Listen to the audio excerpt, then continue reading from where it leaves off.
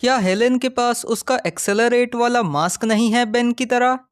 Ben 10 Omniverse में Ben 10 ultimate alien के मुकाबले बेन की हाइट कम क्यों थी?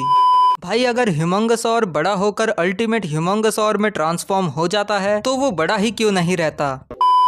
तो आज की इस वीडियो में तुम्हें ऐसे ही और भी कई सारे बेन 10 से रिलेटेड मजेदार क्वेश्चंस के आंसर मिलने वाले हैं और हो सकता है कि इसमें तुम्हारा भी क्वेश्चन हो, तो इसीलिए वीडियो को पूरा एंड तक देखना और पसंद आए तो लाइक भी कर देना, क्योंकि आज की वीडियो का लाइक एम है 7000 लाइक्स का और कमेंट्स का एम है 500 कमेंट्स।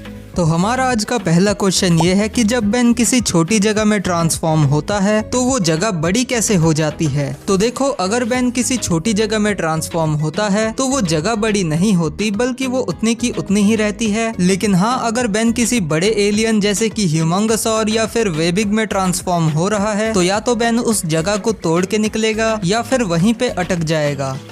क्या हेलेन के पास उसका एक्सेलरेट वाला मास्क नहीं है बेन की तरह? नहीं, ऐसी बात नहीं है। उसके पास अपना मास्क है तो सही, लेकिन वो बेन के एक्सेलरेट से थोड़ा सा अलग है। अगला क्वेश्चन है कि क्या एग्रेगोर मर चुका है? तो नहीं, एग्रेगोर अभी भी जिंदा है और प्लम्बर्स ने उसे पकड़ के नल वॉइड में डाला हुआ है। Scarlet Witch versus Charmcaster, Scarlet Witch. And इनका अगला क्वेश्चन है कि जब क्रोनोसेपियन टाइम बॉम्ब से सभी बेन मर रहे थे, तब अगर कोई बेन गोस्ट फ्रीक में ट्रांसफॉर्म होता तो क्या वो बच जाता? तो नहीं, गोस्ट फ्रीक की इंटेंजिबिलिटी उसे ज्यादातर फिजिकल अटैक से तो बचा लेती है, लेकिन उसकी इंटेंजिबिलिटी उसे किसी भी टाइम अटैक से नहीं बचा सकती। अगला क्वेश्चन है कि रैथ के क्लॉज भला किस मटेरियल के बने हैं? तो देखो, रैथ के क्लॉज असल में किस मटेरियल के बने हैं ये हमें कभी बताया तो नहीं गया, पर मैं अंदाजा लगा रहा हूँ कि शायद रैथ के क्लॉज भी हमारे जानवरों के क्लॉज की तरह ही केराटिन नाम के एक हार्ड प्रोटीन से बने हो सकते हैं। एंड इनके अगले दो क्वेश्चन ये है कि बेन का सबसे नापसंद किया जाने वाला एलियन कौन सा है और बेन का सबसे क्यूटेस्ट एलियन कौन सा है? तो बेन का जो सबसे नापसंद किया जाने वाला एलियन है वो है द वर्स्ट और सबसे क्यूटेस्ट एलियन है डिटो। अगला क्वेश्चन है कि क्या मुझे पोकेमॉन पसंद है और मेरा फेवरेट पोकेमॉन कौन सा है? तो हाँ, मुझे पोकेमॉन पसंद तो है, लेकिन उतना भी नहीं। एंड मेरा जो ऑल टाइम फेवरेट पोकेमॉन है वो है पिकाचू। एंड इनका फाइनल क्वेश्चन है कि कौन जीतेगा, एलियन एक्स या चारिज़ार्ड?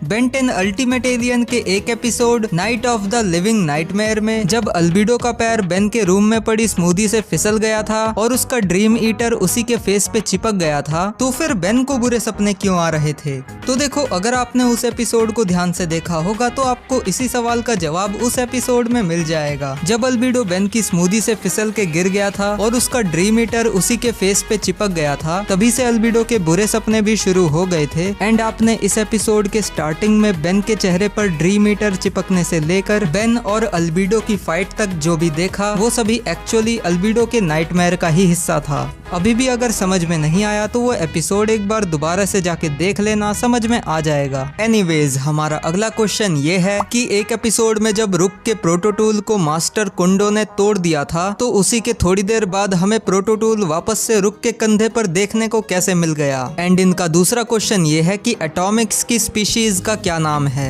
तो पहले वाले क्वेश्चन का आंसर बहुत ही सिंपल सा है कि वो एक एनिमेशन मिस्टेक थी। जब मास्टर कुंडो ने प्रोटोटूल को एकदम चकनाचूर कर दिया था, तब रुक उसे ठीक करवाने के लिए ब्लू किक और ड्रीबा के पास लेके गया था, और क्योंकि प्रोटोटूल को ठीक होने में थोड़ा समय लगता, इसलिए रुक वहां से उसे बिना लिए ही निकल गया था। लेकिन इस वाले सीन में जहां आप रुक को प्रोटोटूल के साथ देखते हो, ये असल में और कुछ भी नहीं बल्कि एक एनिमेशन मिस्टेक थी, क्योंकि इसके अगले ही सीन में आप देख सकते हो कि रुक के पास उसका प्रोटोटूल है ही नहीं। एंड इनका जो दूसरा क्वेश्चन था कि एटॉमिक्स की स्पीशीज का क्या नाम है, इसका जवाब मुझे तो क्या किसी को भी नहीं पता, क्योंकि एटॉमिक्स की स्पीशीज का नाम अभी तक हमें सीरीज में रिवील किया ही नहीं गया।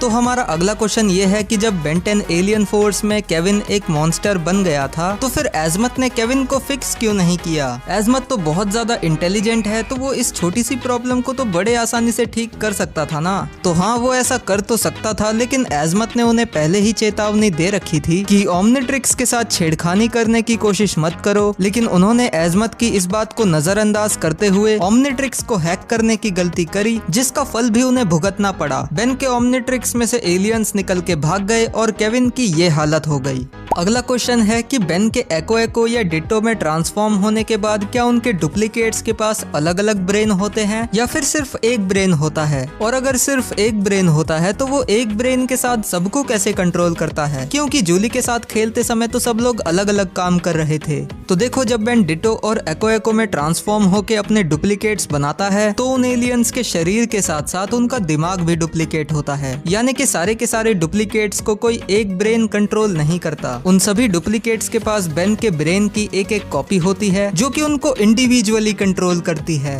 और जहां तक बात रही उस एपिसोड की जिसमें बेन ने एको की मदद से अपने इंसानी रूप के डुप्लीकेट्स बना लिए थे, लेकिन वो डुप्लीकेट्स काफी अलग तरह से बिहेव कर रहे थे, जिसके पीछे का रीजन ये भी हो सकता है कि ये जो डुप्लीकेशन वाली एबिलिटी है ये डिट्टो और एको जैसे एलियंस के लिए तो नॉर्मल है, पर क्योंकि ये चीज इंसानों के लिए नॉर्मल नहीं है तो इसीलिए जब बेन एको से वापस अपने इंसानी रूप में ट्रांसफॉर्म हुआ तो उसके शरीर के तो 3 डुप्लीकेट्स बन गए, लेकिन साथ ही साथ उसकी 3 पर्सनालिटीज भी बन गई। तो ये तो था मेरा ओपिनियन, पर आपका इस पे क्या विचार है आप मुझे कमेंट्स में बता सकते हैं। एनीवेज, बढ़ते हैं अपने अगले क्वेश्चन की तरफ। भाई, अगर ह्यूमंगसौर बड़ा होकर अल्टीमेट ह्यूमंगसौर में ट्रांसफॉर्म हो जाता है तो वो बड़ा ही क्यों नहीं रहता? तो भाई देखो, इसका जवाब बहुत ही ज्यादा सिंपल है। जब ह्यूमंगसौर 60 फीट बड़ा होकर अल्टीमेट ह्यूमंगसौर में ट्रांसफॉर्म होगा तो जो अल्टीमेट ह्यूमंगसौर होगा वो अपने आप 60 फीट से अपने नॉर्मल साइज में 1 सेकंड में आ जाएगा। ठीक उसी तरह जब बेन वेबिग में ट्रांसफॉर्म होता है तो वो भी अपने एक्चुअल साइज में आ जाता है। क्या हमें बेन 10 की कोई ऐसी सीरीज देखने को मिल सकती है जिसमें एजमत उसके 18 बर्थडे पे उसे मास्टर कंट्रोल अनलॉक करके दे? तो देखो, दिखाने को तो वो ऐसा दिखा सकते हैं, लेकिन मुझे नहीं लगता कि वो ऐसा दिखाएंगे। मे बी वो लोग बेन को 18 से कम का ही रखें ताकि वो किड्स ऑडियंस को टारगेट कर पाए और बेन को मास्टर कंट्रोल भी ना देना पड़े, क्योंकि अगर बेन को मास्टर कंट्रोल हमेशा के लिए मिल गया तो बेन बहुत ज्यादा ओपी हो जाएगा और क्रिएटर्स के लिए उसे हैंडल कर पाना बहुत मुश्किल हो जाएगा।